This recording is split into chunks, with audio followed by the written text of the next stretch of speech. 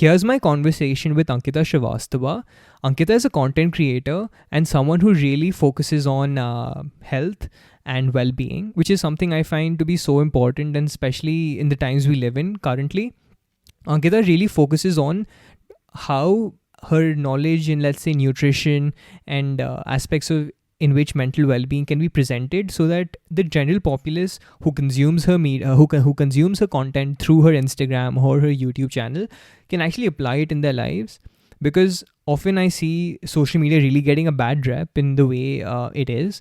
But as we discussed in our conversation, it's more about how you use social media than how social media is as a platform in general. So that was really fascinating. Ankita and I discussed quite a few things, even some of the misconceptions people have about the words they frivolously throw around in normal conversations, such as healthy, and what healthy actually constitutes. And I guess the one takeaway, as she pointed out at the end of the conversation, was as well that it's all about bio-individuality, which was a really fascinating conversation. It was a really fascinating concept, and something I hope you guys explore as well. So for that and a lot more, do tune in. Okay. Hey Ankita, welcome to the All Walks of Life podcast. It's a pleasure to have you on. Thank you so much for having me. I'm very excited. So just before we get into all the things I really want to talk about, Can you give a little bit of a background about yourself and how you got into the things you're actually doing right now? So I basically started off with not liking science at all. And it's like 180 degrees turn for me, where I'm just all about science and nutrition and health and all of these things. Basically, I never really thought that I had to get into nutrition or health for that matter. But I started off with the science field because my dad pushed me into it. I did my bachelor's in chemistry from St. Xavier's, Ahmedabad. Then I had no clue what to do with myself. So I got myself enrolled in a course known as cosmetology. That's basically a PGDC course. And it talks about science, skin, makeup, beauty, all of these things, but related to science and, how you sort of correlate that with looking great. Okay, so that's what I studied for 1 year. It also did involve a little bit on the food front, so as to how it affects your skin. And I did not always have the best skin. And I also used to be a model at the same time. So from 2015 to up about 2019, I did model for 4 years on and off completely. And then I just started taking care of my health. I started seeing how food is affecting my body. And that's how I was introduced to something known as gut health. And I found out about it. I was sitting in a crossword. I found a book, and that's how it began. And I've never looked back. No, there are quite a few things you've touched base on here. But just to sort of give a definition, do you think there is... Is good health sort of is it compromised of all these factors that you've put forward, or so do you have a sort of a definition for good health when sort of people, because it's so loosely used just in the general public, that are you healthy, are you not? So what are the parameters that you think nutritionists, scientists, and those sorts of people actually look into? So when it comes to good health, I mean, you're going to hear a lot about bio-individuality every time I talk about health. And I believe that everyone decides what good health is to them, right? So for some people, smoking and drinking and getting a good night of sleep is equal to great health for them. They are okay. For some people, eating balanced meals, taking care of their diet, sleeping on time, waking up on time is good health to them. So I don't think there is one definition or one size that fits all. You decide what makes you your happiest, best, and that's good health to you. It could not be to me, but you define that for yourself. So do you feel it's, as you're touching base here, do you feel it's almost like it's a mixture of, I don't know, the mental space and your mental well-being? How you feel with it. How you feel. So you could be eating broccoli and salads all day, but you could have major anxiety and depression and you wouldn't be feeling well. So you are eating well and supposedly it should be good health, textbook definition. But you don't feel well. You are eating well, but you don't feel well mentally. So I really believe if you feel happy in your mind, body and soul, if there is that vitality that, yes, I want to live, I want to get up, I want to get things done, that's good health to you. It's working for you. So just let's just get into, so you touched base upon this word called bio-individuality. So just for the general public out there, how would you break that down? Like, is it simply how you perceive your physical self to be, your mental self to be? So when it comes to bio-individuality, it's like, imagine you're going for your wedding shopping, okay? You wouldn't just go out there and be like, oh, XYZ wore this, a celebrity or an influencer was wearing this dress, and I just want this. You will cater it as per your, desires. You will cater it as to what is your liking when it comes to certain kind of clothes and how you want your wedding to look like, or how you see yourself on your big day, right? So you would cater everything so as to how it works for you and not how it worked for someone who was showcasing it to you. So that's bio-individuality, where you don't eat because, someone told you to eat broccoli and broccoli is healthy and it has all of these benefits. You eat it because, it works for me. I eat it, I feel well. And, this is the kind of health that I'm sort of going towards. And that's bio-individuality, where you cater everything to fit you and you don't fit in. The things that you are sort of trying to imbibe, the good habits that you're trying to imbibe, they fit you. They fit your lifestyle. They fit your values. They fit how you see yourself in, a few months or years. So that's bio-individuality, where you cater the food and intermittent fasting or exercises or your workout regime as per you, and not as per, oh, you have to work out 4 days of the week. You could be working out 1 day in the week if that works out for you. And if that helps you be healthy, that's about you, and that's your bio-individuality. Do you feel, however much that's great, and people can generally get a hang of it and what you're trying to say, but do you think people can almost trick themselves into believing something that's actually harmful for them? So whatever you're trying to put forward, we may think, let's say with not having enough experience with the regime that you're trying to do, let's say working out twice a week, or going on a very specific diet, let's say a vegan diet or a paleo diet, whatever that may be. And they almost may try to trick themselves into thinking that because maybe my body, because I've seen this for myself, because I've tried diets and I've almost been so regimental with them, gone about 6 months, 1 year, where I thought that because I've read this somewhere, so I've almost tricked my body into feeling that I'm actually feeling okay, whereas that's not actually the situation. So my general question here is, how much can you actually leave it to yourself, and how much, and when's the actual place where you have to almost go and seek professional help, let's say? So, I think there is, in the world that we live in today, there is so much of information out there. There is a term known as infobesity, which basically means we are overloaded with tons and tons of information. And I really feel you can make such a good structure for your own self in respect to great diet, great lifestyle, great workout. But let's say a lot of people have serious issues like an underlying infection, and that's the cause of their bloating. But they end up getting into, let's say, like a weekly challenge where they are going to work out for, let's say, 7 days of the week, every single day online with a trainer or something, but they are still bloated. They are still acidic. Their gut doesn't feel in great shape. If someone is a female body, they are menstruating, they have no energy, but they end up working out because, they sort of got themselves enrolled in this challenge. So I really believe that there is so much you can do when it comes to the information that we have, but at the end of the day, there are so many things that are not talking about, like they are not spoken about in general on social media. You only see, I had this celery juice and I'm not bloated. But if that celery juice is not for you, it could end up making your SIBO worse, or it could end up making your IBS worse. So there are certain places where you definitely need a professional help. Even if it is for a few months, they can help you sort of, create a structure, a regime, and then you can carry it forward for the rest of your life and tweaking it in a way that sort of helps you be keep your individuality. So with those things as well, something I've always thought about in terms of nutritional science, because to be really honest, there's just there's so much of a literature out there, but people sort of can't decipher it. As you're just saying, what may work for one population group doesn't always correlate to another. So how I generally approach this is to be a scientist of the self almost. So just keep trying and experimenting. Like people often accuse me, I often mention Gandhi here, and he often may not be the right person when you're talking about nutritional science, but often what he generally had a sort of philosophy in his life to experiment with those sorts of things. So even if you have tried, let's say, a certain diet for a given period of time, it may work for you. I generally am a proponent of just try another diet and see how it fits in, because often what happens is that you may be feeling great, but there could be certain aspects, and this could just be my mind who's always trying to maximize in everything possible, but there could be some nutrients, there could be some things that you possibly aren't investigating, and if you sort of added them to your diet, maybe you'd be a better self. Is that a right philosophy to go by? So I do feel like, I think you just talked about self-experimentation, wherein you just do your own trial and error method and see, oh, okay, yeah, I feel great when I'm fasting for 16 hours. My brain feels amazing. My body feels amazing. I'm losing inches. I fit in my clothes better. I sleep better.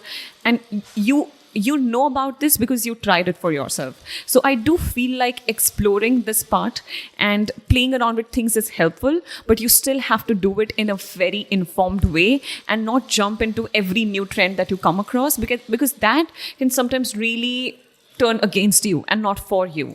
So I think trial and error is great, but you have to do that with certain amount of mindfulness, knowledge, information, and just have that awareness about what you're doing. So something I wanted to get into was this aspect of prevention and cure. Yeah. So what often happens, and maybe you're in a better space to comment here, but at least from what I've seen of institutions, the government and other such bodies who do pass out information of the sort, is there's often a lot of emphasis which is put on cure and not on prevention. So I would just like to get your thoughts on that. Like, what do you think? So I think I can talk about maybe, two very important points here. Number one being, there's no money in being healthy and there's no money in being dead. All of the money is in sickness, right? If I put you on a certain series of medications, for example, type 2 diabetes, and a very common medication for that would be metformin or a glucophage. I keep you on that medication, you keep on visiting me, and I'm doing that for a reason. I'm doing it to keep you healthy. I'm doing it... I thought it's not good. Sorry. So the doctor has put you on that medication to take care of yourself.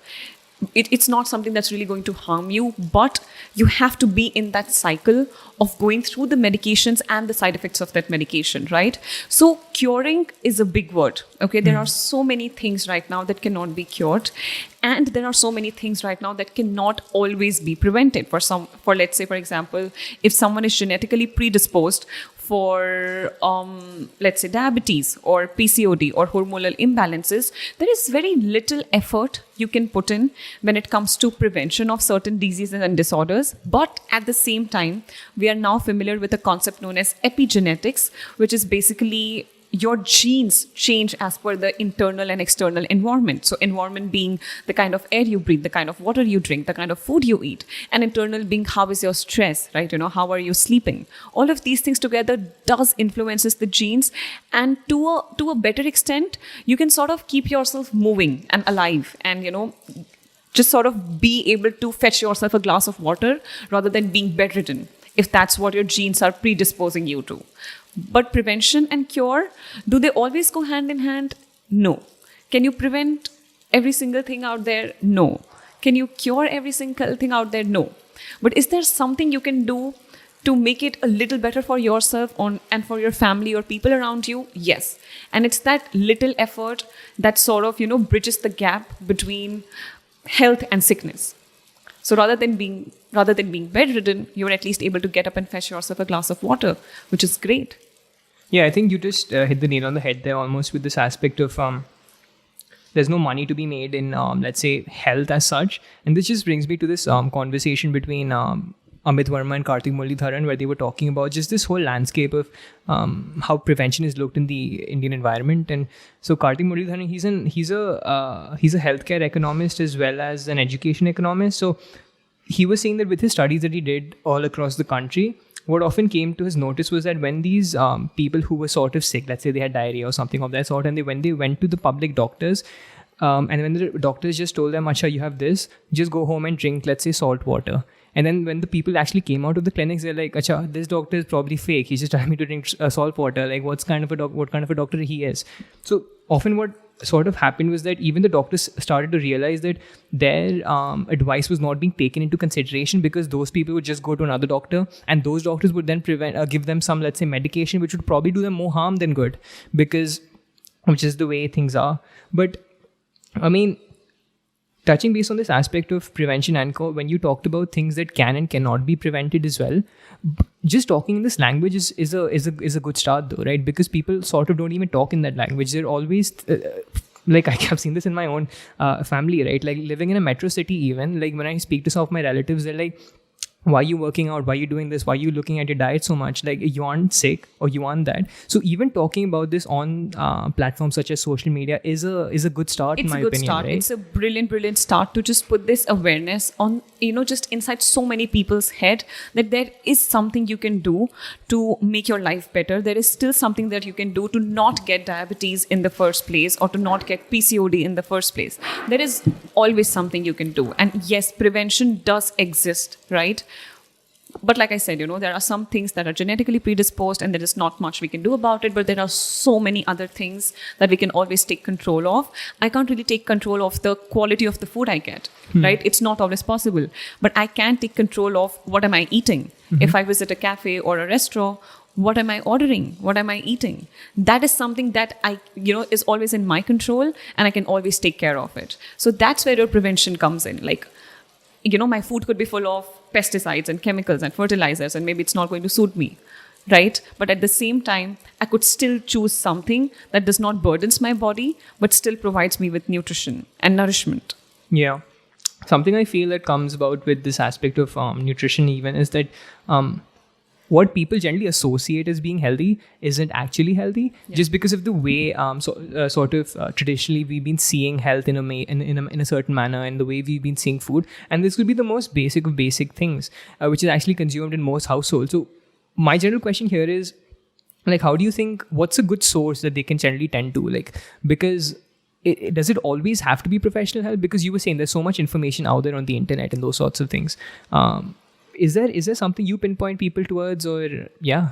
So I think basically, see, for example, I can take a very good example here. We see a lot of people who come to us and they are like, oh, I'm eating healthy, I'm working out 6 days of the week, and I'm taking care of my sleep. I'm eating a green salad for breakfast. I'm having green juice for lunch. I'm doing a green vegetable soup for dinner.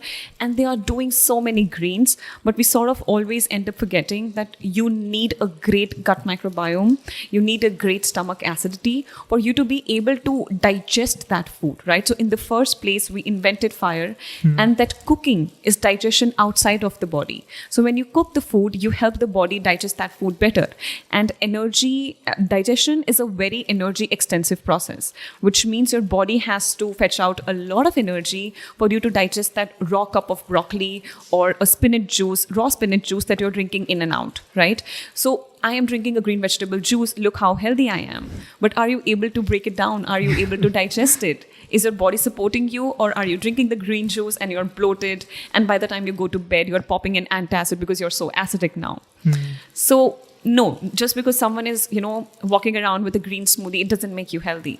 And I think something that people don't know about, and something I recently came across, was that there are no 2 gut biomes in the whole world which are actually the same. Oh yeah, absolutely. And that's such an incredible fact that it's just mind-blowing. It's mind-blowing. It's mind-blowing. And I think there are so many fascinating things about gut. Something as simple as we always feel, oh, I feel like eating a tub of ice cream, or I feel like eating a piece of dark chocolate or a chocolate piece. And it's mostly body to brain and not brain to body. So 80% of the communication happens from body to brain. And we usually blame the brain that, oh, I don't have willpower. I am always craving. I have no control over myself. But where is your gut microbiome? What is your microbe asking you to eat? So our gut microbiome also determines the kind of cravings I can get, right? So salt cravings can come out in the form of, oh, I want to eat a packet of Lay's. I want to eat something spicy and crispy. But your body is actually trying to give you those cravings as signal to sort of make sure that the deficiency that it is sort of experiencing because of the way you eat are being taken care of. That's why we have cravings in the first place. And it is my first-hand experience. It's been about 12 months, 15 months. I don't ever feel like eating anything.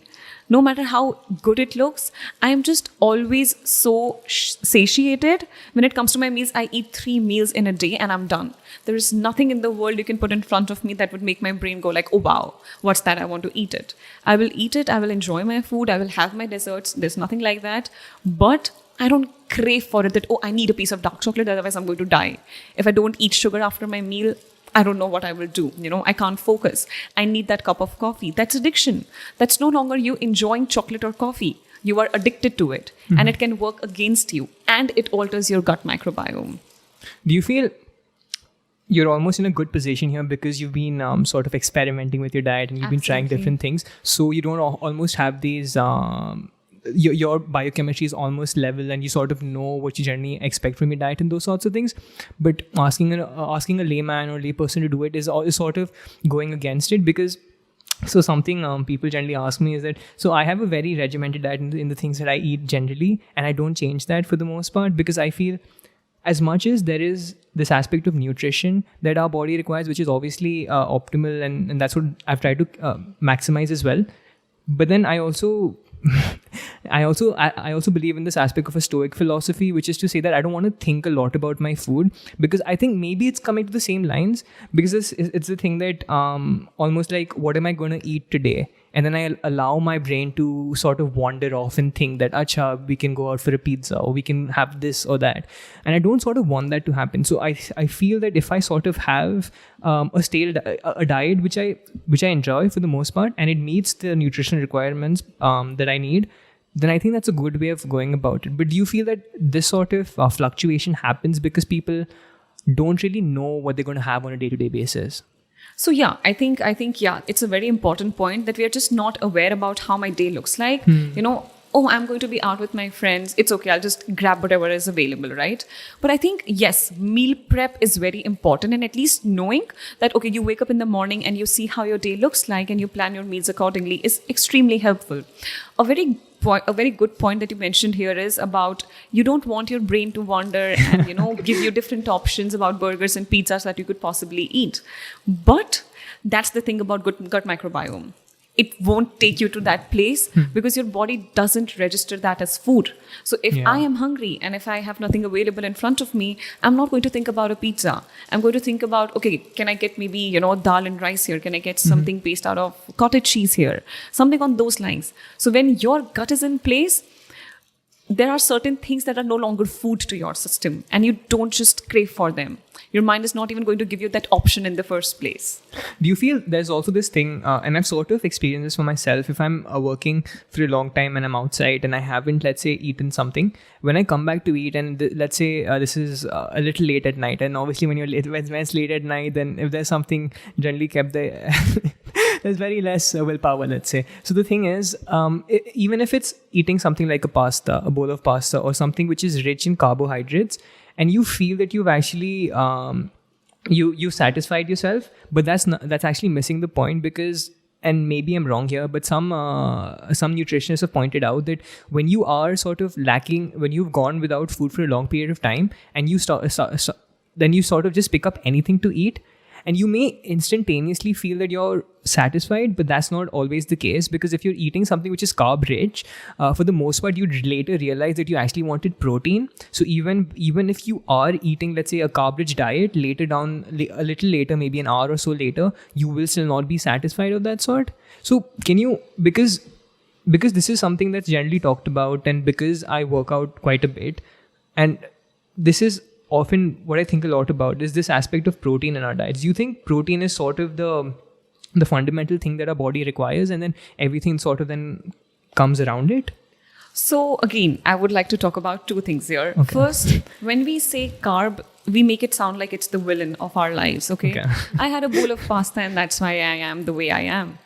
I don't think that's true. I think carbs have a beautiful, beautiful place in our diet. Then again, there's like carbs and there's complex carbohydrates, right? There's a lot simple carbs and complex carbohydrate, right? So they will both have a different response with your blood sugar level and with your insulin. So a bowl of pasta is not equal to a bowl of rice, and a bowl of French fries is not equal to a bowl of sweet potato or white potato, right? So it's not really about the carbohydrates, it's about how you eat them. So if you're eating just carbs, it could be, like a good, healthy healthy carbohydrate like rice, it's still going to give you that high and then suddenly make you crash and go low, and you will feel hungry again because your blood sugar drops. It rises quickly, but it also falls that quickly.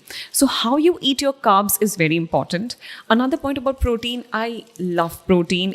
So I do eat protein-centric meals. So major part of my meals are protein, but it wasn't the way when I started the, healing of my gut, where I did used to have issues with my digestion. I used to feel bloated, and mainly for my case, it was because of low stomach acidity levels, and I couldn't break down my protein. So a lot of people will jump on the protein wagon that, oh, okay, protein is the it, and I will build muscle and I'll lose fat and I'll be toned and muscular. So you go out and have protein. But protein is also one of the macromolecule that requires a lot of stomach acidity for it to be broken down. So if protein is something that you cannot go towards, a very simple step you can do is add a tablespoon of ghee.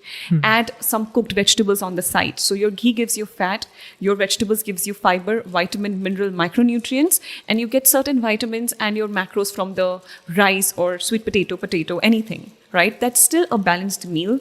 Your gut is going to thrive on it. The fiber is going to feed your gut microbiome. Desi ghee is sort of going to turn into something known as SCFAs. That's short chain fatty acids, which does brilliant things to your skin, your energy, your hair, your well-being, and how your life is going to look like 10 years down the line, right? So eat your rice, eat your carbs, eat your fat and fiber, pair them well. You're not going to have issue even with a bowl of pasta. But if you're eating just a bowl of pasta, it's a problem.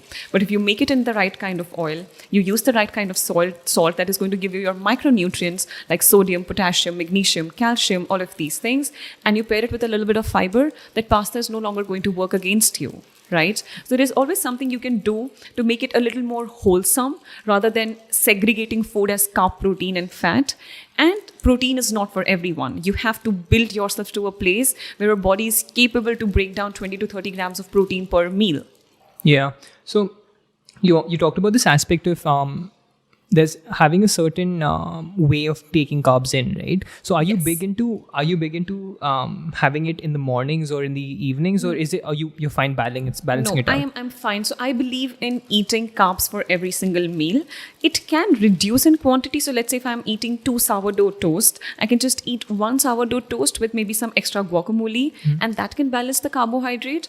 But I don't believe in not eating carbs for night or not eating carbs after sunset.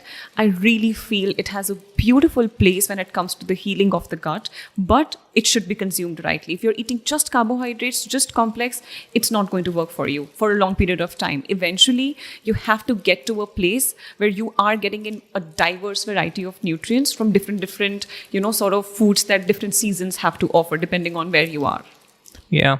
No, something I touched upon a little earlier on was this aspect of a Stoic philosophy that even though there's this aspect of nutrition which is associated with food, but the general way I look at food, and we were talking just a little bit before starting off of how I do intermittent fasting, and another reason sort of why I do it is because of the mind space it puts me in. So I don't know, man, there's something about scarcity. So when your body goes without food for a certain period of time, I mean, I do generally 16 hours every day, but I've experimented with 24-hour fast as well.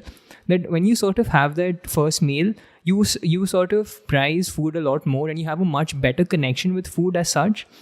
And this is something recently I started off as well, that previously, whenever I was consuming a meal, I always had something on. Maybe I was reading a book, I had some video on YouTube or something of that sort. And I just felt that I wasn't in touch with my food as well. I don't want to sound too preachy or something, but is there something to that? Is there something to you being connected with your food and the person who possibly made that food for you? Absolutely, yes. So I think, again, let's get back into 2 points that I have to share. I'm sorry, I just ramble on and just throw many things No, it's absolutely fine. So basically, when it comes to intermittent fasting, it's one of the finest things that is available to humankind. It's the reason why we are alive. We used to go through, period cycles of fed and fasted. So we used to get food and we used to not get food. So now we wake up, we walk into the kitchen, we have a refrigerator stocked with all of the foods in the world, and we sort of go and end up eating it. But this was not the case 100 years ago. This was not the case with our ancestors who had to really wake up, run, hunt for food, kill for food, and then cook it and eat it, right? So that used to put them in that fasting state. The problem with intermittent fasting right now is we have made it into a fat loss program. It's no longer for the benefits of the intermittent fasting, it's only to lose weight. So a lot of people do it not because of the way they feel, but because of the way it's going to make them look a few months later, because they saw someone else doing it. So I think intermittent fasting, when done well, with mindfulness and awareness, it's one of the finest things you can put your body through. It's proven. But a lot of studies that are carried out when it comes to intermittent fasting are done on men and not on female bodies. And a very beautiful difference between a male body and a female body is a male is not going to go through different cycles of menstruation like we do.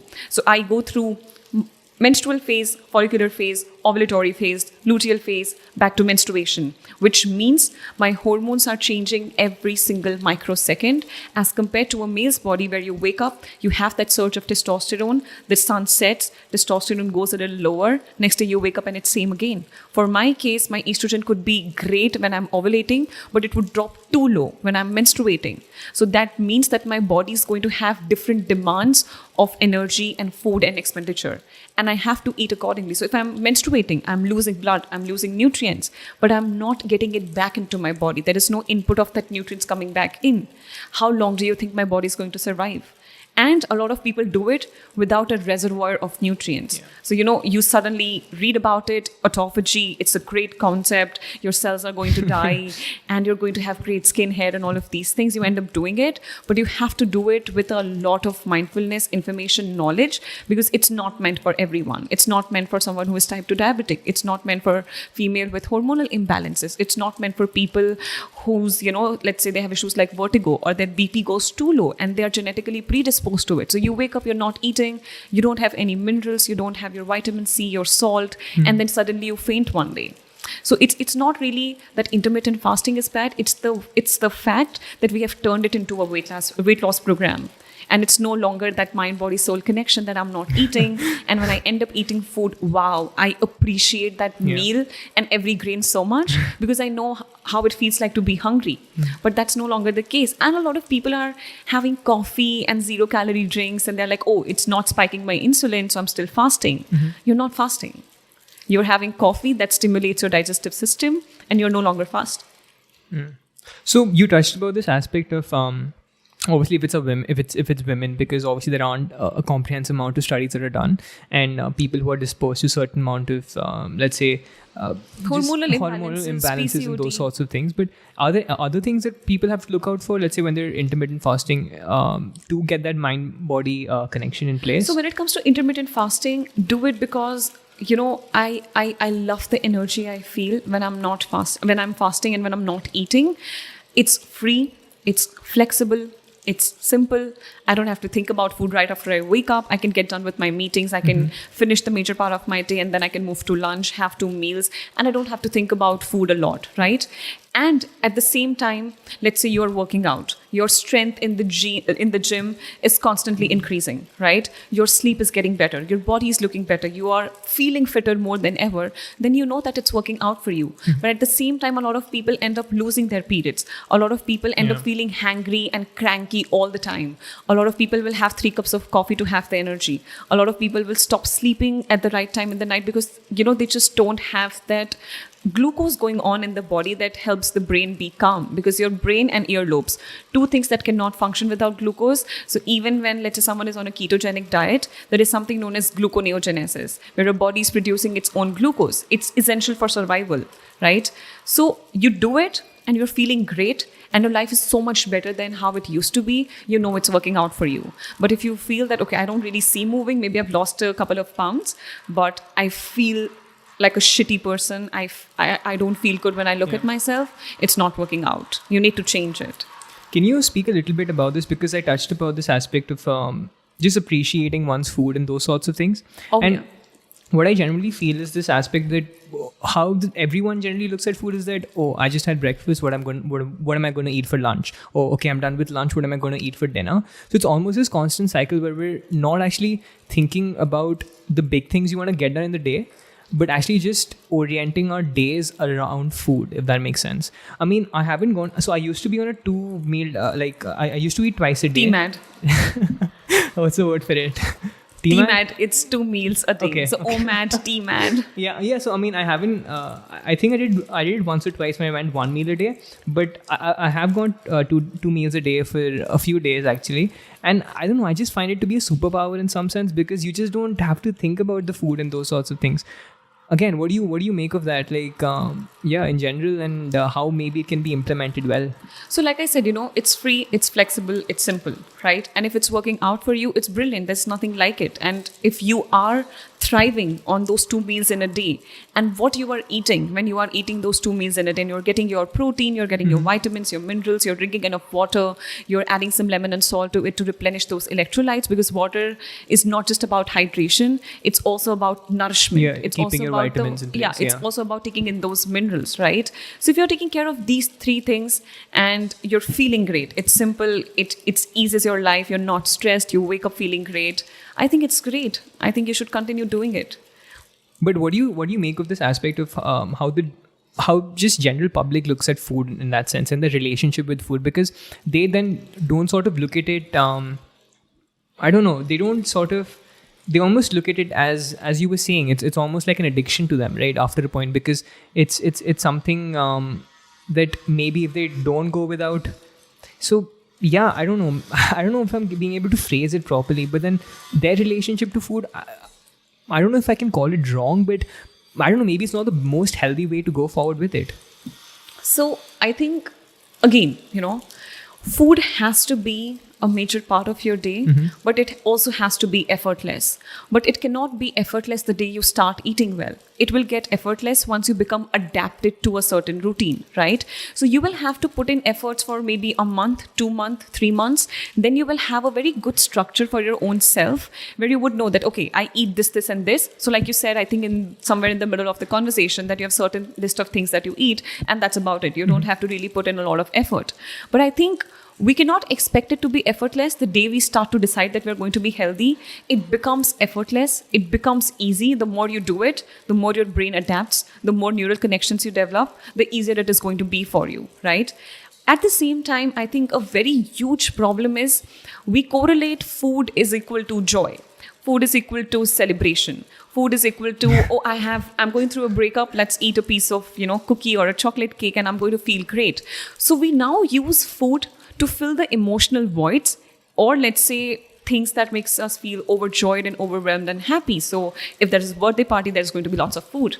If there is a funeral, there is still going to be some food and drinks. At least in a lot of religions, that is the case.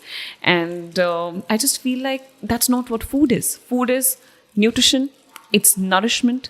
It powers every single cell in the body that you are made up of. And don't just use it to, if you want to celebrate over a cup of lemon water. Celebrate over a cup of, a smoothie or something. But don't do it like, oh, okay, it's the weekend. I have been so great all the week. Now let me go out and have fun and eat my heart out and eat unlimited. Yeah. I think that's where you develop a bad relationship, where you feel like, I can't enjoy if there is no food. I can't overcome my sadness and anxiety if I don't have any food.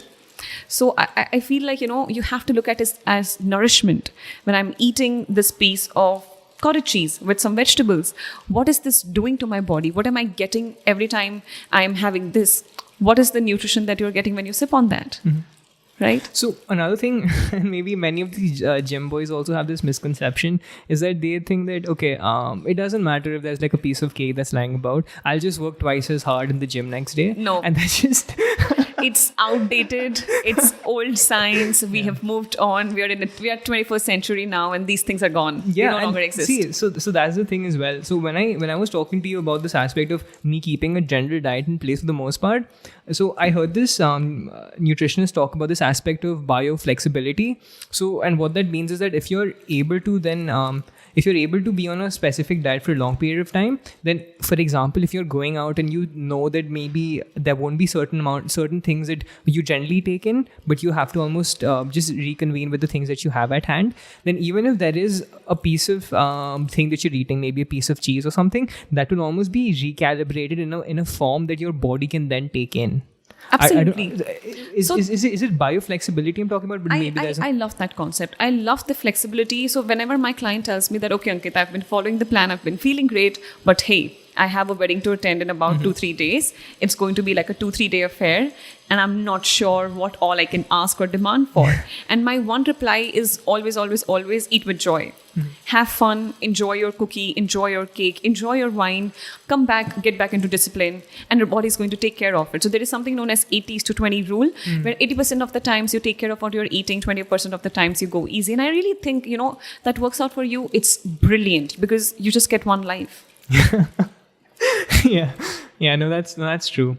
I mean, something I wanted to touch base on was this aspect of, because you use, I guess we've touched about this a little earlier on, but you use social media to talk about these aspects really well, like in terms of talking about certain health things and even things that people can actually sort of practically put in place in their lives, which I think is great. Like, what can you speak of that in general? Because people always have this just bad rep for social media because of the things it is and how addictive it may be and those sorts of things. But I generally think if it's used in the right manner and used appropriately, it's really beautiful because there's just so much information out there that let's say people in Assam who possibly don't have access to education the manner in which we do in, let's say, metro cities, if they have connection to the internet, then those facilities are available to them. So can you speak to that in terms of being an advocate for good health and well-being as well? So when it comes to being a consumer of the information that you take in, you have to be a powerful consumer, and you cannot blame the seller for selling what he or she decides to sell. I decide to sell you keto, I decide to sell you vegan, I decide to sell you carnivore. That's my thing to do, okay? I am trying to sell it to you. I'm not coming at your home, knocking at the door and asking you to eat a certain way. So the things that you consume is solely your responsibility and not social media's or any influencer's responsibility for that manner. What I choose to put out is something that is my decision. Whether or not you choose to consume it, apply it, live by it, is your calling. It has nothing to do with what I am selling. It has everything to do with what did you go after, right? So I think social media is wonderful. There are wonderful people talking about wonderful, beautiful, brilliant things, science-backed information, groundbreaking research in nutrition field. Let's just talk about nutrition for a minute. And at the same time, there are people who have done veganism for themselves and now they think that it's the best way to live. And it is, okay? It is. And from the reasons, or let's say from the standpoint of religion or the way it is for the planet, it might be great, okay? But at the end of the day, like I said, it has to work out for you. If eating meat is something that you have done all your life, I can't expect you to suddenly wake up one day and be a vegan because you saw a documentary. At the same time, if you have grown up being a vegetarian, I can't expect you to suddenly start eating meat because, hey, see, I cured my acne because I ate meat, right? So as a consumer, it's your responsibility. Social media is wonderful, but how you use it is entirely up to you. Okay? It's like a sharp knife. You can use it to kill someone and you can use it to carve out something beautiful. How you use the knife is your responsibility. What can you speak to this aspect? Because we also mentioned Joe Rogan previously when we were starting off, and he's sort of big into the carnivore diet now. It sort of worked out for him. And so like you said, it worked out for him. He started feeling well. He feels better, and that's his calling. Yeah. And he can continue doing it because it suits him. Yeah. But my general question here is that when you mentioned veganism as well and these different schools, because I know people who are into paleo are big into that and people who are big into keto. So my thing is that people then start making these tribes almost, and they start getting associated with it. Yeah, they're like, acha, like how can it not work for you? Like this is the right way to. It almost becomes religions in that matter, if that makes sense. Yeah. And especially when it comes to things like veganism. Yeah. Right? Yeah. So like how much, like you obviously mentioned this aspect that if there's a client coming to you and who's been eating meat for a long period of time, you can't sort of expect it and just ask him to go try that or something of that sort. But what can you then speak of this aspect that people then don't sort of start associating how they physically feel and how they're actually feeling in those particular diets, but it almost becomes that they're indoctrinated into that religion, and this sort of happened with me, so that's why I'm speaking, because I watched the Game Changers documentary and the same thing happened. Oh, it's so famous. Oh my god. Yeah, and it's good. It's actually not bad. It's very factual. It has a lot of substance to it. I'm not saying that it's not great, but I do feel like everything has its own time and place.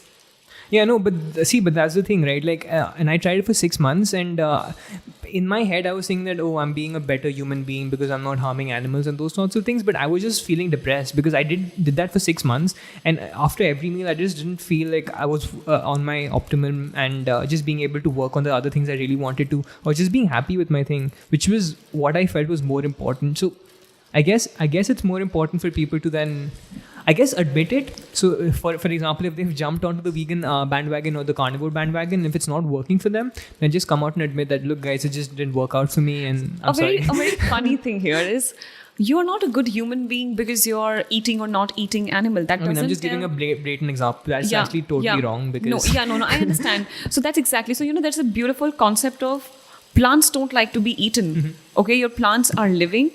Right? And they like to reproduce just like how humans do. And plants create their own toxins so that you don't end up consuming and harming them. Yeah. So does that make you or me a bad human being because we are eating plants? So like, who told you that eating plants is going to make you a good human being and eating animals makes you bad? There are so many people, there are so many regions all around the world who thrive on blood and meat of animals. Yeah. And that's their only food. And if you give them vegetables or fruits, their teeth are going to rot. Their body's not just going to support them. So this has nothing to do with your character, but it has so much to do with where you come from, how were you raised, what did your mom fed you, how is your gut microbiome, how is your environment, and it has nothing to do with being a good or bad human being. No, I think that's so much to that, because I was reading about this. I read this article, and there was this guy in Scandinavia, and he wanted to go vegan because he didn't find it morally acceptable to kill animals just for eating them or something of that sort. So what he did was, and this guy was living on an organic farm, so he used to make his vegetables and grow his vegetables, eat it, and those sorts of things. And he got his blood work done before he went vegan, and after, I think he went vegan for a couple of years. And his blood work was just all over the place. Time. Yeah. And his blood work was all over the place. He just wasn't feeling great. And the thing is that when you're coming from a Scandinavian background, okay, this is a gross generalization, but for the most part, if you've been eating red meat and those sorts of things for such a long, that's what your gut microbiome is. Yeah. That is what it is going to thrive on. Mm-hmm. That's what has, sort of got you from being 0 age to the age that where you are right now, and that supported your body, which means that this is something that is going to be right for you. And there is something known as balance in nature, okay? What veganism and carnivore, they are both extremes. They are both extreme ends. And it might work for some people and great for them if it's working out for you, but that doesn't give you the right to tell someone else so as to what to do with their bodies and life, and sort of put them in the box of being a bad person because they are not eating plants and they are eating meat. Live and let live. No, I totally agree with that. So something else that you're really big on is also well-being. Obviously, we talked about the technicalities of nutrition and how that affects our body, but also in terms of the mind space, other things put you in. So you made this video on the power of manifestation. I love that. So I kind of wanted to get your philosophy behind it. Like, why do you think it's such a big thing? Because, okay, just to play devil's advocate, there's a lot of people who don't agree with the aspect of manifestation, and the actual there are always going to be a lot of people who will not agree on a lot of things, but that doesn't, make anything less worthy or more worthy. Of course. No, but I'm just trying to understand like what your general backing is on manifestation. So what I love about manifestation is the power that it gives me. There are so many things in my life that I cannot control. I cannot control the rain, right? But I can always control how I react to this rain, right? Rain can be an emotional situation in your life. Rain can be not having great financial health or physical health or great relationship health, right? But when it comes to manifestation, what I love about it is the power that I have, that I do create my own reality, and I am responsible for the way I feel, for the way I look, and for the life that I create around myself. So if I do have the power, which is inexpensive, I just need to use my mind. I need to sit down, be quiet, get my breathing under control. And if I can really visualize something and bring it to existence, why should I not do it? Like, what do I lose if I put myself in a place like that? And I have been manifesting for as long as I can remember. I talk in length about it on my YouTube channel. I have manifested the house that I'm going to move into. I have manifested the car that I drive. I have manifested the kind of people that I consult. I have manifested the way I look, the way I feel. I have manifested dressing up in a certain way. You see someone, you're like, okay, I want to grow up and look like that. And then one day you wake up and you look like that. We believe, oh yeah, matlab pata hai, it was going to happen. It has nothing to do with manifestation. But you do bring into reality what you constantly feed yourself. And there is a divine energy that controls a lot of things. And sometimes that energy is inside of you. And the more you tap into it, the more you hone it, the more powerful you will feel.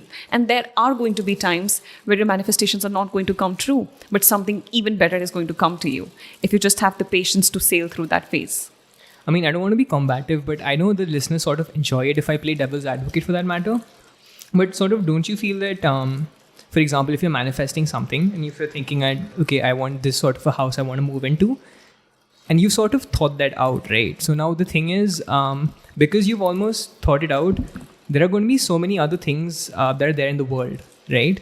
But that won't sort of stick out to you. For example, what I'm trying to say is that, okay, for example, if you're a stock trader and you know that BMW ka stock is at a certain price. Right. And you know that because you've been studying that and those sorts of things. And now if you look at a chart board where all the stocks are there, the BMW stock will sort of pop out to you. Absolutely. That's exactly what... So like you think about a red car and you see a red car. You think about a yellow car and you see a yellow car.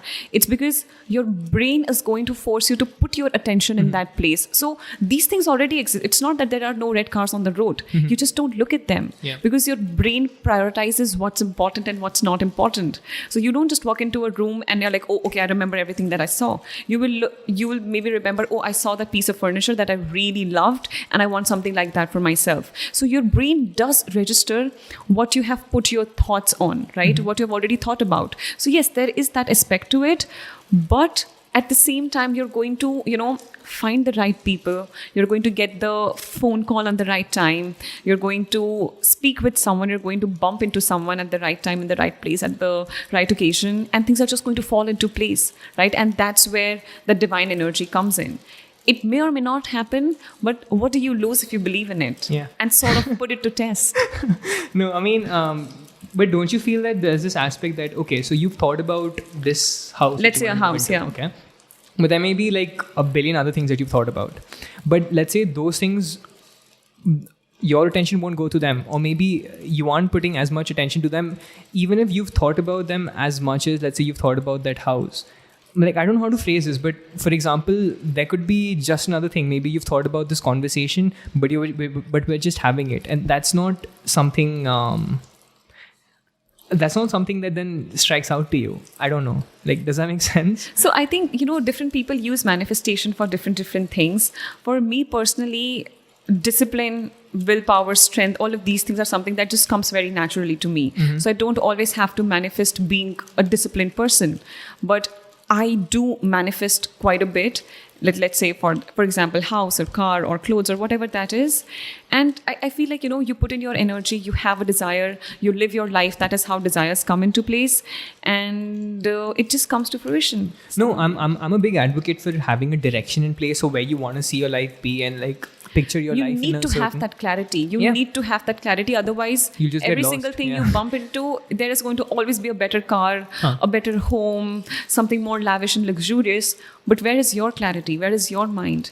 And that attention that you put into your body, into knowing what my desires are, and then that intuition coming to you, and then you acting upon it, you still have to do the hard work. It's not like you were just, sitting on the couch and I'm going to, look great 3 years later, and then you wake up 3 years later and you look great. What happens is you are inspired to take actions. You're inspired to go for the gym membership. You're inspired to get up and work out every day. You're inspired, let's say you meet someone who motivates you to death, and he or she makes you want to get up and go to work out with them. So it comes into place with effort. Manifestation does not equal, no effort, effortless, and I can just manifest into reality. But there are so many roads that you can take to reach a certain destination, but it gives you that one road with clarity that takes you to the same destination. No, I totally agree with that. So when I was circling on this aspect of direction, what I meant was that, okay, so if you picture your life to be in a certain manner and you visualize it, and then you start breaking it down, right? Now, then you start making, if you made a 5-year plan, now then you make a 1-year plan, and then make a 3-month plan, and then sort of break it down, and then start working towards those goals. So now I don't know how much I'd put that as, I guess you can call it manifestation in a certain manner, because you're then you're almost abstracting what you actually want from a wide canvas of things. But yeah, I guess then people see, the thing is, like, the people I've interacted with who've almost talked about manifestations, they have said that, okay, but if you just think about it, it'll actually come out into life. That's where I sort of draw the distinction, because then you're not actually putting in the work. So you're not consuming the information correctly. As a consumer, the sources that you are getting your information from is not that great, right? Manifestation does not equal no hard work. Manifestation does not equal always magic. Manifestation is equal to putting in the work, and then just seeing your intuition or your mind or a picture in your mind coming to reality. So you have to put in the work, but you also need to have that clarity and then walk towards it. Yeah, no, totally agree. What do you make of meditation and just spending time with yourself? Because I feel manifestation in some sort, when you can actually sort of put a direction or channel. It is a sort of meditation. It's meditation, and only when you sort of spend time with yourself, ask those hard questions of yourself. Absolutely. Will you actually get there? Because I feel, and I've spoken about this in a previous episode with another guest, is people don't want to do that because it's hard. Because if you start asking yourself the questions, the answers will come to you in some sense. Maybe it's the way you're approaching your life. Maybe it's the way you're approaching your relationships. Maybe it's the way you're approaching your diet or whatever. And then there'll be a clear distinction of how you should be going about those things. But people wouldn't take the time to meditate or just be with their thoughts, because they'll have to change things about themselves, which is difficult, right? Yeah, which is difficult. But it is through difficulties that we grow. Yeah. It is through change that we grow. And asking yourself the questions, sitting with yourself, because we are literally in an epidemic right now. And mental health is one aspect that so many, like you could look great with six-pack, but you could still be suffering in the way you feel about yourself. And you could still be having body image issues. You could still be having mental health issues. And that sort of comes from the fact, A, poor gut microbiome, B, genetically predisposed, C, disconnected. You are so connected to the virtual world, to strangers, but you're not connected to yourself. So whenever there is a problem, you reach out, you distract yourself, you reach out to someone, or you sort of start scrolling, you start to watch funny videos and all of these things. But if you don't sit with the pain, if you don't feel the pain, and if you don't train your body to be stronger, you are never going to grow. So every time you stand in front of a mountain and you walk away because that mountain looks so humongous and you cannot possibly climb it, you are never going to climb it, because you never take that first step to climb it. But people who do sort of start to take that first step and move in that direction, they can achieve it. That is exactly the beautiful power of the mind that we have, that it adapts. The reason why you and I are sitting here and talking to each other is because we adapted. We adapted to this environment, and we are going to adapt to next few years that are going to be in front of us. So I think before you reach that adaptation, it's difficult. The first time you go to the gym and lift 5 kg of dumbbells, it hurts you to death, until it doesn't in about 2 weeks, because your body adapted and now your muscles have that strength, that same strength our brain has. And we used to come from a place where we thought that, okay, brain doesn't change and it's going to be constant as long as you live and die, but it changes. It changes every single day with your thoughts, with the kind of habits you have, with the kind of practices and discipline you have. So if that is really true, why not change it and make it just, walk in a direction which is fruitful for you and not painful for you? No, yeah, I totally agree with that. Do you feel people almost don't want to start off with this aspect is, so there's this funny quote from Joe Rogan who says that the weirdest thing I found out in my life is that the struggle is good. And what he means by that is when you start actually doing the things that you're actually saying, sitting down to write that book, going to the gym, those sorts of things, which on the onset may seem like mountains to you, right? Because it's just how and where would you start? But the thing is, when you start actually just sitting down and putting in the work, the things will just get easier for you as you get on. But I guess people wouldn't even start off because there's so many distractions in the world, as you talked about. There are not so many distractions in the world. Do you not focusing think so? I guess. So, again, when you say there are so many distractions in the world, you put the blame on people who are out there. Mm-hmm. You put the blame on someone else, posting, or someone, I am online because there are 100 stories that I have to look into. You are the consumer. You put yourself in a position where you have so many distractions. And in the very same world, on the very same platform, there are people who are thriving with their pages and their personal life and their professional life. So as long as you keep on, I'm not saying that someone is blaming something, but you have to at least take that responsibility that I am the consumer and I am consuming these distractions and I have the power to not take these things and not take these comments and not take these platforms in. That is your power. Yeah. And the more you blame someone else, the lesser power you have. And the more you take the responsibility, you become the most powerful person. And distractions will cease to exist. They are still there, but they don't bother you. No, see, that's exactly it, right? But that's not a conception that people, because they won't sit down with themselves in the first place, so they won't know. And that's where people will start becoming nihilists and saying that what's the meaning in life and those sorts of things, because they just haven't oriented themselves in the right direction, exactly. Right? You've not spent time into thinking about this. Yeah. Yeah. What do you make of this aspect of this movement on social media and other places of body positivity? So I had this conversation with I'm forgetting Chirag Barjatya. He's another person who's big into spreading health and wellness on the social media platforms, and he said that so there are two ways of looking at it. Obviously, if there's an individual who feels all right in the way they are, that's totally fine. Then that's their life. But I guess where I sort of disagree with people is when they say that even if you're working out or even if you're pushing your body towards something else, that's not good because you're moving away from your natural form or those sorts of things. Basically, when people start accusing people that, there was this really funny thing when there's this really famous singer in the West who became very lean, and then her fans, Adele, Adele. Oh, wow. And then and there was like a load of fans who started getting on her back. She looks so skinny. She's looking not so great. Her chubby cheeks were so much better than how she looks like right now. Yeah. So what do you make of that? So Adele, let's just talk about this. She felt great when she was the weight that she was at. She was still a beautiful singer, and I loved her for her singing, not for the way she looked. And how she looks is beautiful, it's amazing. But at the same time, she made a decision that she wants to change the way she was to where she is right now, and that's okay. Right? So she made a decision that I'm okay looking the way I look right now, but I would love to lose a couple of pounds. And you don't know what is going on in the background. Yeah. You don't see the digestive issues they have. You don't see the mental health issues they have that comes with that altered gut microbiome of being on that obese side. So the weight that you are at, obese, not obese, being in the BMI and all of these things, it works out for you. Great.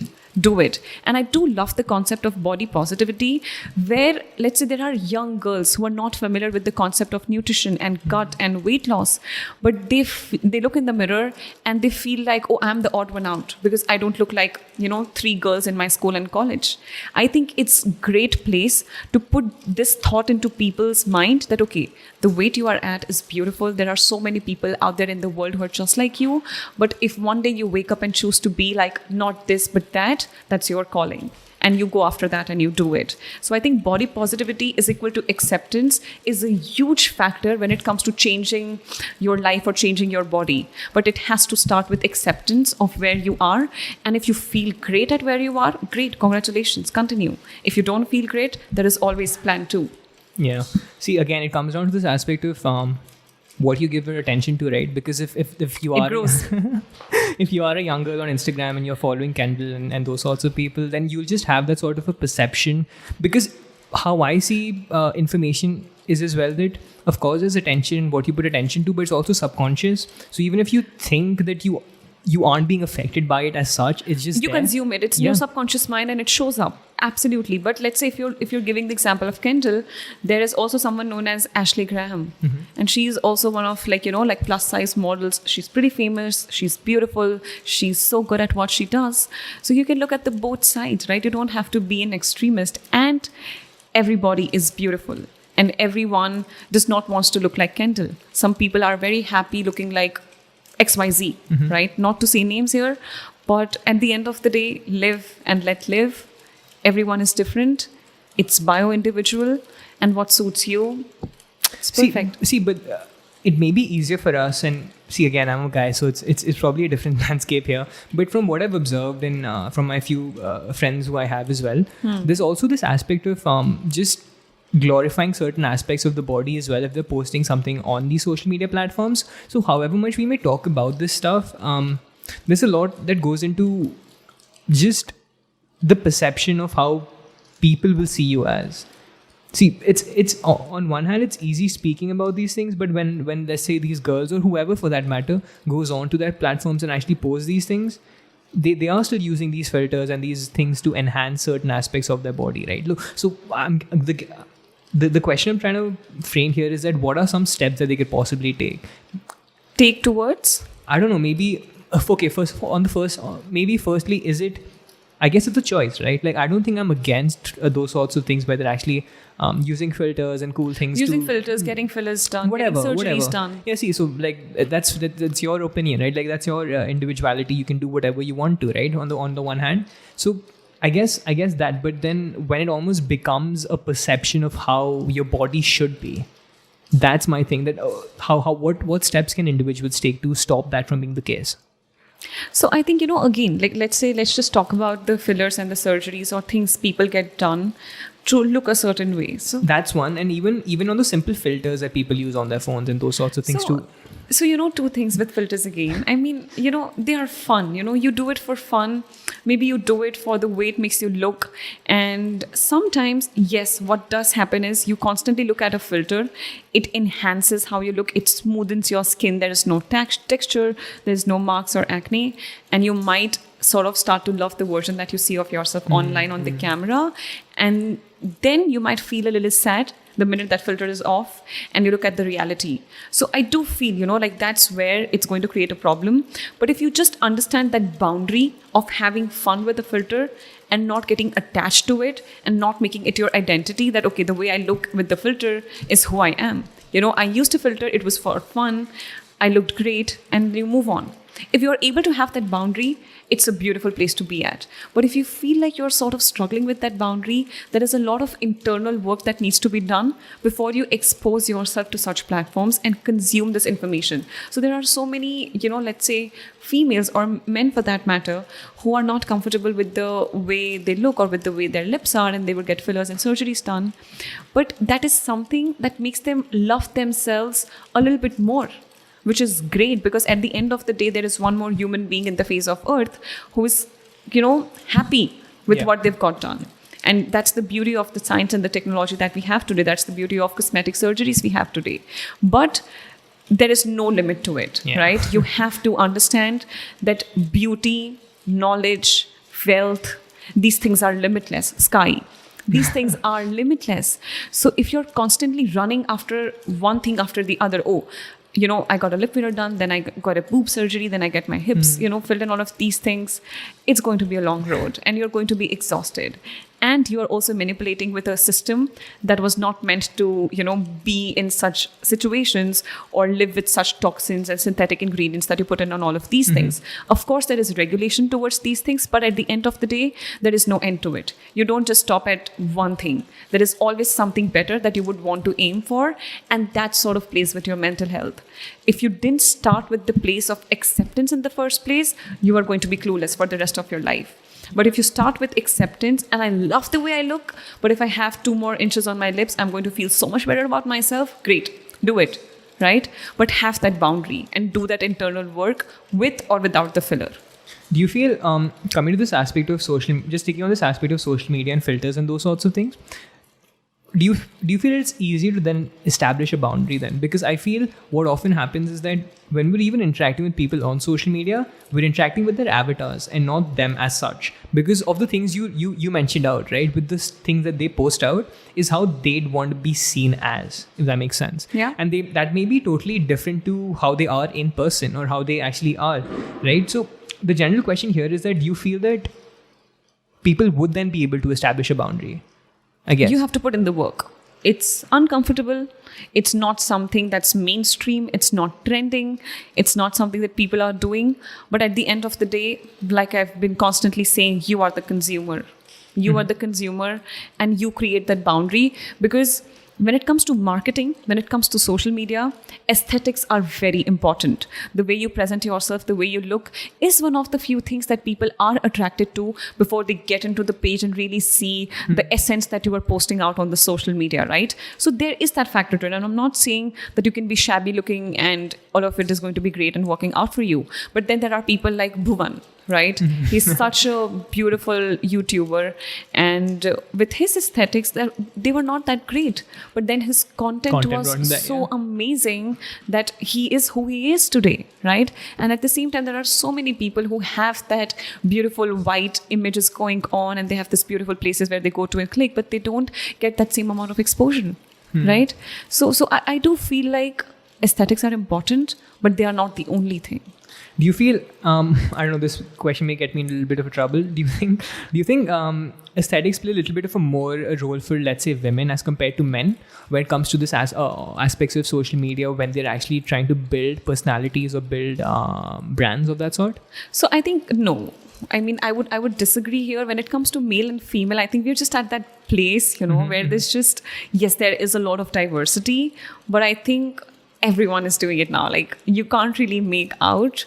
But I don't really think, female have more responsibility to look a certain... Not responsibility as such, but just... it's just easier for them, just the way we're engineered in that sense. If they are presenting themselves in a manner, in that particular manner, it's easier for them to then propel, let's say, their brands or their personalities. I think both of them are able. People like Jeffrey and James Charles and Bhuvan, for that matter, Ashish, all of these people, I think no. I think, right. Yeah. Fair enough. So there's this another question about social media, I guess, is this aspect that where am I going with this? Right. So when you're actually we were talking a little bit about the things such as aesthetics and those sorts of things. But let's say if we talk about some of the more concrete things, some of the more substantial things as to if there are real issues that people are then talking. Okay, if they've built a personality, if they've built a brand, and they now started talking about some issues, let's say with the government, or there are certain policies that they want to comment about and those sorts of things. Do you feel it's in the right place for individuals to then present both sides of the argument? Because the thing is, if you are building a personality of that sort, many of the individuals who do follow you will follow you and will accept whatever you're saying. Absolutely, yeah. Because there's this aspect of echo chambers that start forming. So okay, so there's so many schools of feminism. Often many of my friends ask me if I'm a feminist or not. And the thing is, what do you mean by a feminist? Because there are several schools of feminism, and I don't think people have been able to put a finger on it. And why I'm using this example is because, for example, if you post something about an atrocity that's happened or something of that sort, there'll be many other individuals who do follow you, will simply, let's say, repost that particular thing. Because say, I posted it. You go, it. girl. Yeah, whatever. Without actually understanding the crux of the particular argument. Does that make sense? Absolutely. What do you make of that? So, yeah, I think I agree with you here. I absolutely agree where it's known as blindly following someone without using your own mind. Yeah. And I do feel like, if XYZ person posts something about, like you said, mentioned any atrocity that's going on, I'm just simply going to go with the flow because I believe in that person so much that everything that he believes in becomes my belief. And now I'm just, sort of walking on the same path and those same footsteps. But yeah, I think again, you need to use your own mind and you need to have that boundary again where you use your mind, where you are becoming an informed consumer and not someone who's just, following the herd and just going with the flow and not using your own mind. Do you think it's even possible on platforms like social media? Because, so I mentioned Amit Verma previously, and he has a great podcast called The Seen and the Unseen, which I would recommend highly. So he has this particular quote saying that the more time we spend on social media, the more extremist we get. And that's on either side, be the right or the left, if I'm talking about political scales for that matter. But the question I'm trying to pose here is that even with the boundaries we may have set, because of the manner in which the algorithm works, inevitably we will be pushed into these, we like it or not, be pushed into certain ways of looking at the world or looking at politics or looking at the environment or whatever the thing may be. Then do you think it's easy to then, let's say, almost pluck yourself out of that whole and then sort of channel a way of thinking straight about these ideas. That's why you need to spend time with yourself. That's why you need to be connected to yourself. And that's why, so I think, there's this beautiful quote, I'm not sure who quoted this, but we don't have our own thoughts anymore. We have become the things that we read and the people that we watch and the things we follow. So if I have an opinion about, let's say, being a feminist or something, I'll have it because I saw someone else talking about it, and not because I really studied the matter. I have my research and information, and now I have an opinion on it. So again, become an informed consumer, spend time with yourself, really get into the crux of what is happening with the things that you care about, you sort of raise a voice for, and then choose your path. And also be open at the same time to unlearn, to learn again, because everything is evolving, everything is moving, everything is changing, and if we don't do it, we're going to be lost. See, I think the last point is the most important one here, because of this aspect of cancel culture. Because what happens is that whatever your set of beliefs may be, and I think this is so true, that you almost have to entertain the opposite viewpoint, something that is contrary to your own, and something which you may find radical and something that you'd never entertain, but you have to do that, because who's to say your opinion is right?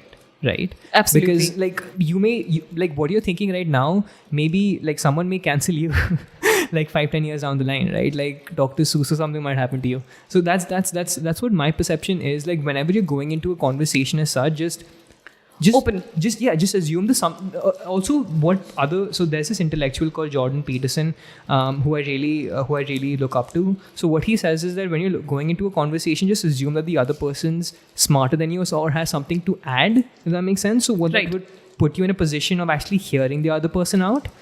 And that's just something I don't see happening as much. And this is not only, I'm not just targeting people on social media. The people, let's just say the millennials. Yeah, just in general. Like an example I generally give on my podcast is that let's say these 17-year-old girls on Instagram will be saying that, oh, look at my grandfather, is not listening to me.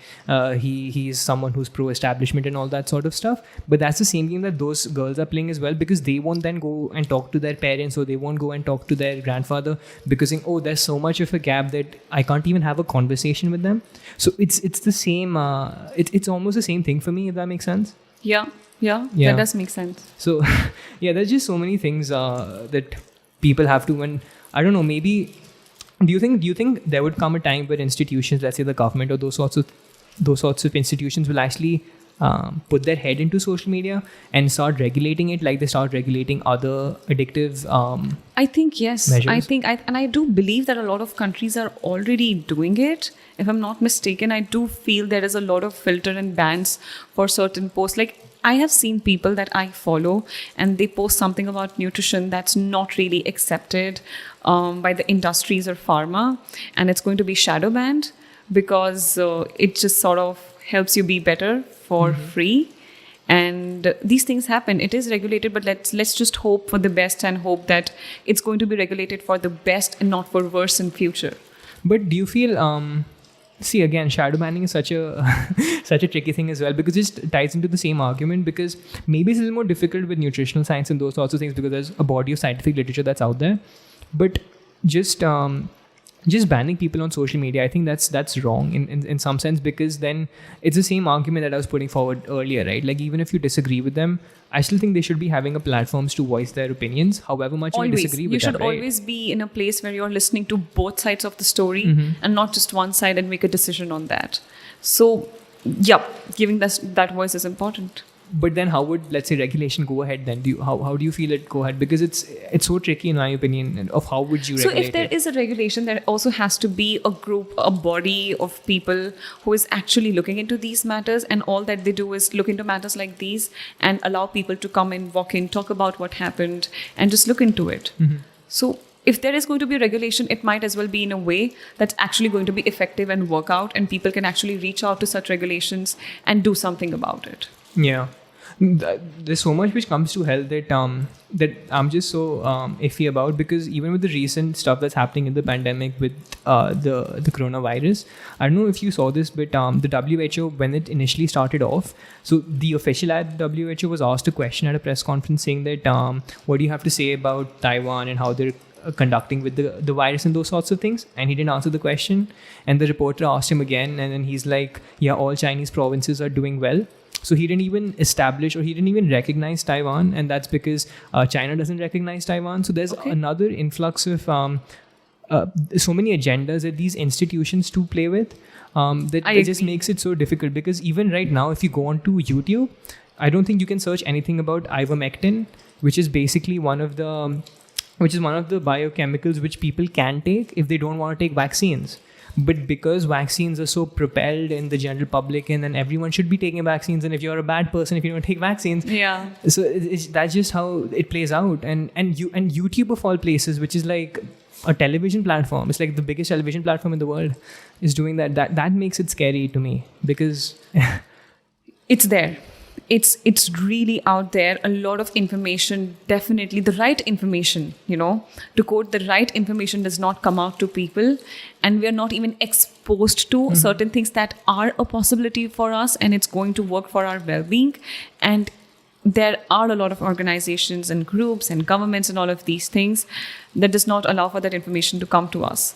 And there is not a lot we can do about it, at least as of yet. I mean, I'm not sure how the future looks like in some time, but again, you need to be an informed consumer. No, listen, I'm sorry for leaving the listeners with such a low note, but anyhow, this has been a really interesting conversation, Ankita. If there's anything you'd like to leave the listeners with, any parting messages where people can find you on social media and others, do feel free. Right. So I think if there are a few takeaways that you want to take from this podcast, it has to be a concept of bio-individuality, where you don't always have to stand out to be perfect and healthy. You just have to cater to what suits and sits the best with you, and you take that path and you follow it, irrespective of what someone else has to say about it. And number 2, having that connection with yourself and having mind of your own, right? You can read all the books in the world, but if you don't sit down and connect with yourself, if that connection is missing, there is not a lot of things that are going to work out for you, because you're going to bump into anyone, anything, any situation, any mindset, and make it your own. Right? You become the people that you meet, you become the people that you watch, you become the things that you consume. So you have to connect to yourself and create that boundary. And number 3 would be something related to food, because that's my passion. And food is not something, that you use to fill the emotional voids and all of these things. Have fun, celebrate, eat the piece of cake, enjoy your cookie, but have that mindfulness and awareness as to what is it doing to your system. When it comes to social media, I have my own YouTube channel. It's under my name, Ankita Srivastava. So I have just recently started being very disciplined on that platform. But you can always find me on Instagram Tuesday to Sunday. Monday is a holiday, so I'm not present. But I am on Instagram, and I'm sure you can put it in the show notes. I'll be plugging them in the show notes anyhow. But yeah, look, thanks for coming down once again and wasting time with me. Thank you so much for having me.